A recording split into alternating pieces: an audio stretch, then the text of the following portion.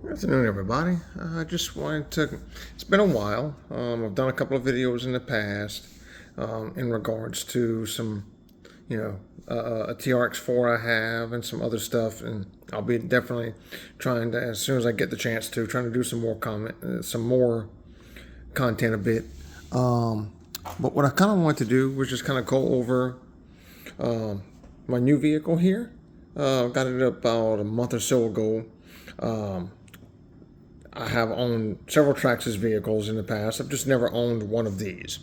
I've had Rustler two-wheel drive, Stampede two-wheel drive, Stampede 4x4, Emax, the whole gamut of stuff when I was in the hobby about 10 years ago. But enough about that. What I'm kind of going to do is just kind of give kind of a rundown. First thoughts. I've had run it a couple of times, mainly on the street. I haven't run it off road yet. I have overturned it a couple of times. Haven't broken anything, thankfully. But I'm just gonna kind of go over some pros and cons and just kind of first thoughts, that sort of thing. So initially, you know, first thing you notice is the tires on it. A regular Rustler four-wheel drive or two-wheel drive, whether it's the VXL or whether it's the BL2S, because as you can see, this is the ultimate 4x4, and it's just because of the fact I looked at it for what it was. I was like, you know what, for the price, I'm just gonna go ahead and get this thing because it's already got a bunch of stuff that I was gonna do anyway, and I don't have to order it, don't have to wait for it. So that's what I did. So the first thing is the clipless body system. This is kind of new, something new to me. Never had a vehicle that had a clipless body system on it before until I got this and an Arma Typhon Grom a few months back. And so my first thoughts about it is the clipless body system. I love it. It's easy. It just simply slides in. So the front, underneath the front, this little riser on the shock tower, that part slides in, and then you basically, you kind of, let me see if I can show. You just kind of hinge that up, and you set this in place over the rear shock tower, and then you just fold it down like so. There's a little latch right here that you turn, and that locks it in place.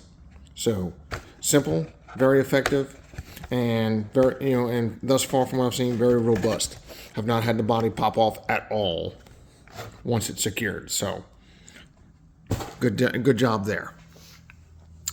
The other things, the second thoughts is I love all the color matched anodized stuff on here. The GTR shocks on here. I mean, if you've had any Traxxas vehicle, you know already the plastic body ultra shocks that these vehicles come with, they suck. They suck for as far as vehicle handling, ride quality, all of that stuff on these vehicles. Yeah, definitely GTR shocks, major improvement. As far as you don't have to worry about blowing shock caps off if you hardcore bash this thing.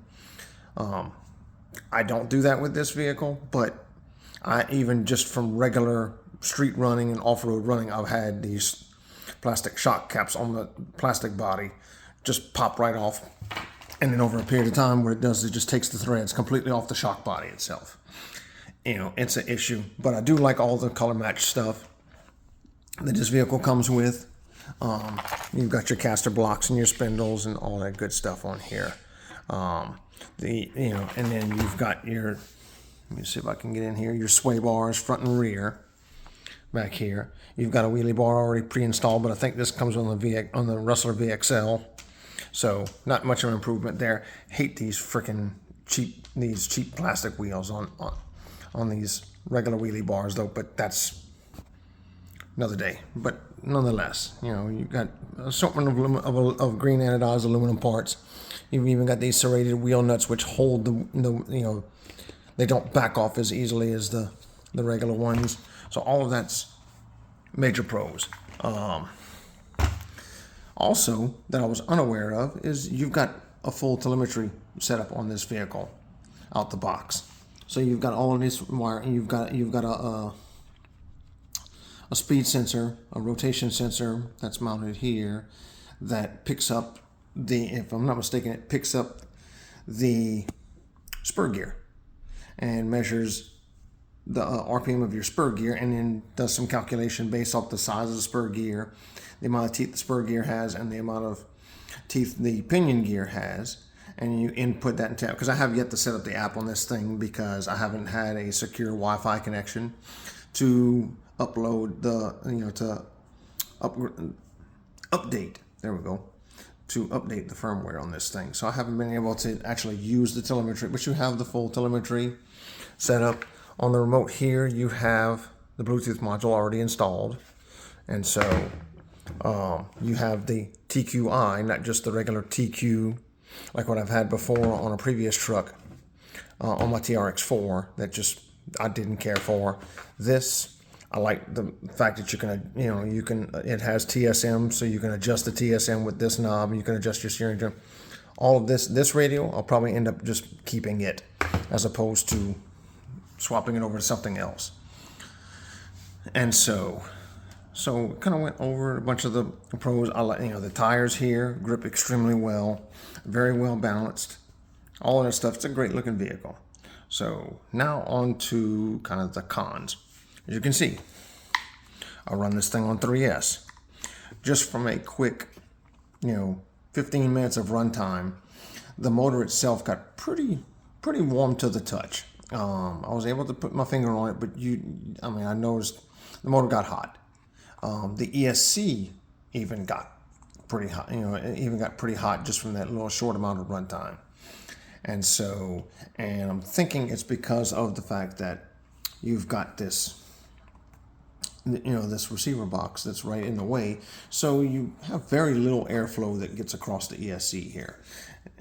And you have very little airflow that gets across the motor. And so that could potentially be a problem. I plan on putting the little cooling fan that mounts up on here, on this ESC. In the past, when I've run these kind of vehicles with this brushless motor system, I've always run the cooling fan on these. It helps.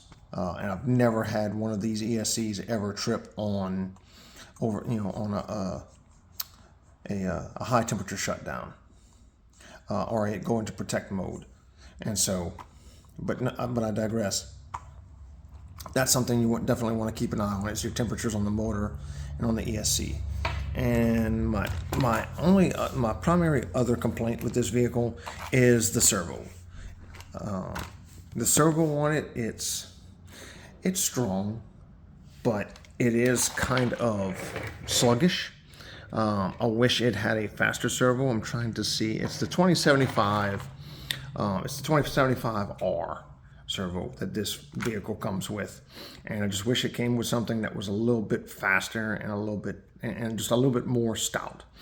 So as far as upgrades planned for this thing, I do plan to go with the CV drive shafts front and rear. I do plan on upgrading these metaling. I love the fact that they come out the box with adjustment, just like the VXLs. I do absolutely love that. But I do want something that's a little bit more robust right here, because this is a major point of impact. I have broken these in the past, not taking that chance here. So that's gonna be a point of upgrade. That servo will be another point of upgrade. I will probably go with a 400 ounce torque servo from Traxxas. Basically an upgraded Traxxas servo, just because of the price. But yeah, definitely we'll be upgrading the servo. We'll be upgrading the steering rods and the upper camber links front and rear.